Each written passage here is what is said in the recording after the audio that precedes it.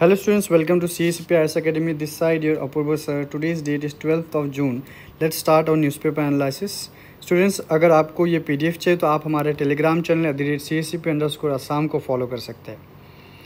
So it's an announcement once again to all of you that CSCP IS Academy has launched its APSC Mains 2025 GS5, the Assam part, from tradition to development.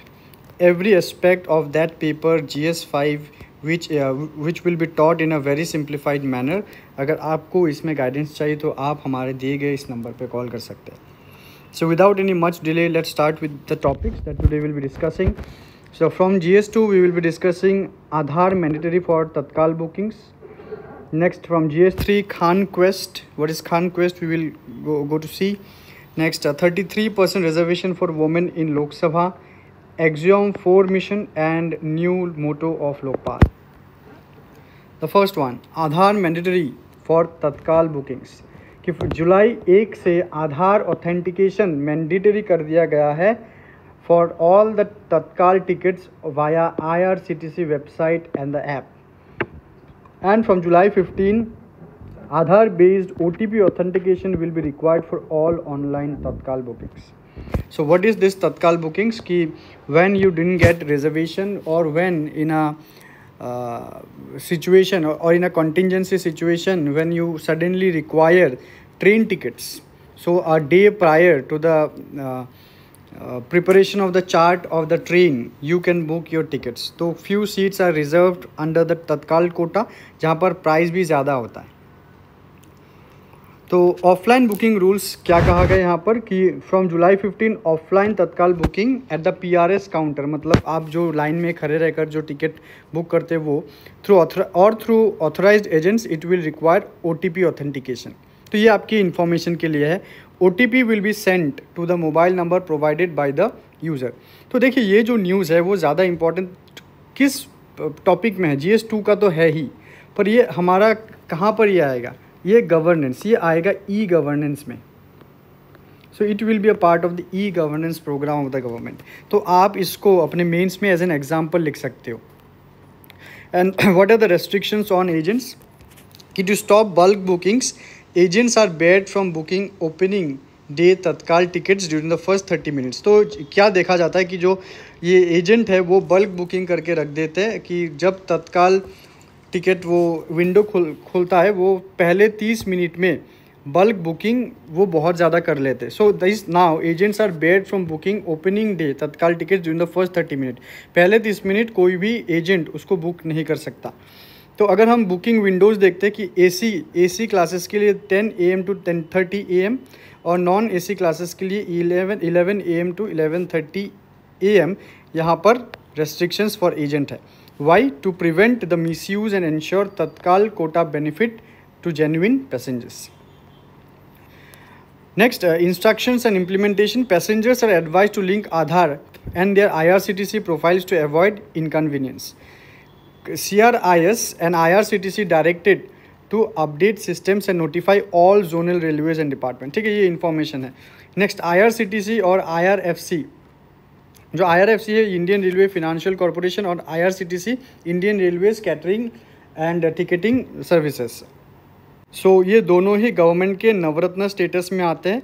सो अगर हम ये नवरत्न status क्या है, government companies ये जो CPSEs है central public sector enterprise, इनके Ratna classification होते हैं. रत्ना क्लासिफिकेशन जैसे सबसे ऊपर आता है महारत्ना, देन नंबर 2 मिड में आएगा Navratna and number 3 the last one is the mini ratna. So सबसे छोटा जो है, मतलब सबसे छोटा मतलब इट इज़ नॉट नेसेसरीली कि हर एक गवर्नमेंट कंपनी मिनी रत्ना होगा. जो जैसे कि अगर मैं मिनी रत्ना के बारे में बात करूं कि अगर कोई भी गवर्नमेंट कंपनी पिछले 3 सालों में कंटिन्यूस प्रॉफिट अर्न किया है या फिर वो 30 करोड़ से ज़्यादा प्रॉफिट है तो उनको मिनी रत्ना कैटेगरी 1 या फिर कैटेगरी 2 में क्लासीफाई किया जाएगा. तो और भी ज़्यादा अगर क्राइटेरिया वो फुलफ़िल करेंगे तो उनको नवरत्ना और महारत्ना का स्टेटस मिलता है. तो IRCTC और IRFC जो है वो नवरत्न स्टेटस का है. The next news is about Khan quest. तो देखते what is the news. An Indian army contingent arrived in Ulaanbaatar Mongolia on June 11, 2025 to participate in exercise Khan quest. ठीक है, तो ये जो खान क्वेस्ट है ये आपके प्रीलिम्स के लिए बहुत ज़्यादा इंपॉर्टेंट होता है कि which of the following are correct regarding the Khan Quest, या फिर खान क्वेस्ट क्या है। तो देखते खान क्वेस्ट जो है it aims to enhance multinational cooperation with peacekeeping operation. No what is this peacekeeping operation? Peacekeeping operation मतलब कि कंट्रीज़ के एक कंट्री में अगर कुछ सिविल वॉर रिलेटेड कुछ हो तो वहाँ पर शांति बनाए रखने के लिए कुछ ऑपरेशंस किए जाते हैं, कुछ मिलिट्री ऑपरेशंस किए जाते हैं, उसको कहा जाता है पीस कीपिंग ऑपरेशंस। तो खान क्वेस्ट जो है it was started in 2003 between US and Mongolia, became multinational in 2006, organized by Mongolian Armed Forces and US Indo-Pacific Command, hosted at 5 Hills Training Area near Ulaanbaatar। तो ये आपको याद रखना है। So India और मंगोलिया का अगर डिफेंस टाइज हम देखते हैं, it started in 2015 and India was the first country outside the former Soviet bloc to establish diplomatic relations with Mongolia. ठीक है, ये याद रखिए, ये पॉइंट आपके प्रीलिम्स के लिए इंपॉर्टेंट हो सकता है। डिफेंस कोऑपरेशन में क्या क्या इंक्लूड है? जॉइंट ट्रेनिंग, दोनों साइड के आर्मी ट्रेनिंग करेंगे, कैपेसिटी बिल्ड करेंगे and sharing best of the best defence practices. Mongolia supports India's permanent UNSC membership bid. तो again this is important for your prelims. तो पूरा का पूरा कंटेंट ये प्रीलिम्स के लिए इंपॉर्टेंट है। Now the third one, 33% reservation for women in Lok Sabha. तो जो नारी शक्ति वंदन अधिनियम है which reserve 33% of the seats for women in Lok Sabha and state legislative assembly in time for the 2029 general elections. तो 2029 के जो जनरल इलेक्शंस होंगे वहाँ पर ये जो रिजर्वेशन है ये लागू कर दिया जाएगा। ऑलराइट, तो ये जो है वो 2023 में आया ये नियम, जब नारी शक्ति वंदन अधिनियम बिल पास हुआ था and it has said that कि वो सेंसस आने के बाद ही उसको लागू किया जाएगा और 2027 में अगर सेंसस आ जाएगा तो उसको आसानी से लागू कर दिया जा सकता है। Alright, so which will come into effect only after completion of the next census, and on the basis of the census delimitation of constituencies will be done and the reservation will be provided। all right, so this is the timeline and preparatory steps। सबसे पहले census का announcement होगा, फिर census and caste enumeration it will begin in 2026 and available by March 1, 2027। तो एक साल में पूरा का पूरा census complete होना चाहिए। डिलिमिटेशन एक्सरसाइज वो स्टार्ट होगा after census data becomes available. उसके बाद delimitation act must be pass by the parliament to constitute a delimitation commission and then targeted implementation की government will plan to complete delimitation before 2029 polls to allow reservations to apply. तो ये जो census है ये सबसे प्राथमिक काम है, वो होने के बाद डिलिमिटेशन होगा और डिलिमिटेशन के बाद होगा reservation. All right, so these are the two constitutional articles which provide for reservation of women in Lok Sabha and the state legislature.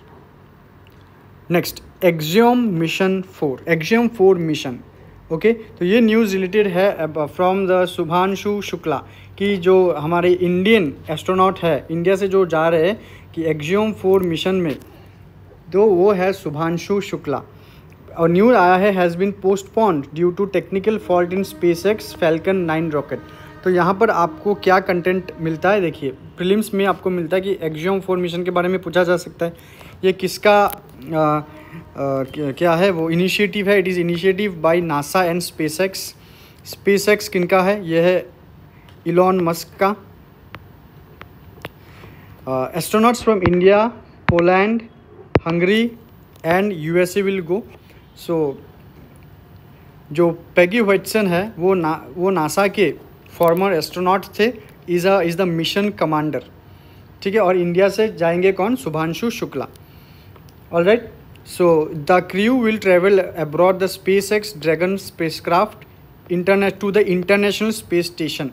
ठीक है, इंटरनेशनल स्पेस स्टेशन में वो 14 डेज रहेंगे। The mission involve scientific, educational and commercial experiments.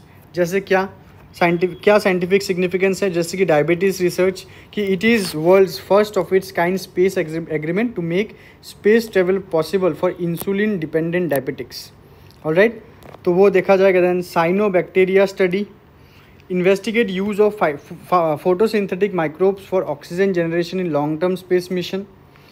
And zero G indicator, a plush swan named Joy, symbolizes cultural values from India, Poland and Hungary. All right.